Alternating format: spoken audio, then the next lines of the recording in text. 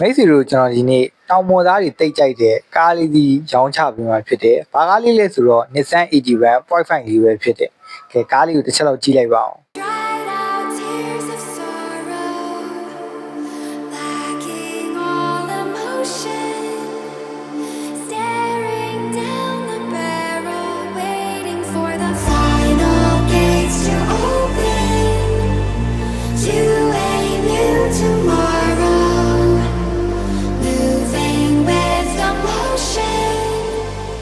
following the light that sets me free.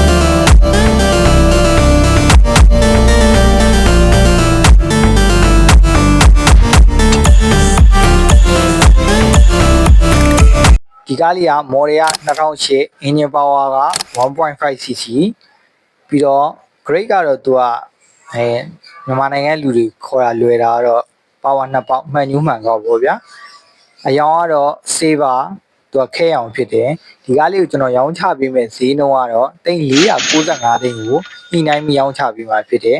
ကားနဲ့ပတ်သက်လို့အသေးစိတ်သိရှိချင်တာရှိရင်ကျွန်တော်ရဲ့ဖုန်းနံပါတ်ဖြစ်တဲ့39 099588 108ကို၎င်း39 968336 296ကို၎င်းဆက်သွယ်မေးမြန်းနိုင်ပါတယ်ဒီကားလေးကိုလူကြီးမင်းကြိုက်နှစ်သက်ရရင်စစ်ဌာနတွေမှာလည်းရင်စစ်ဆေးပြီးမှမှန်ကန်မှသာဝယ်ယူနိုင်ပါတယ်ကားအုံနာဘုတ်တွေကားပစ္စည်းတွေမှန်ကန်ကြောင်းလည်းကျွန်တော်ဘက်ကအမှတ်ခံပါတယ်နောက်တဲ့ဗီဒီယိုများမှာပြန်လည်ဆုံတွေ့ကြပါမယ်ကျွန်တော်တော့ဟယ်ဒီပါအားလုံးကျေးဇူးတင်ပါတယ်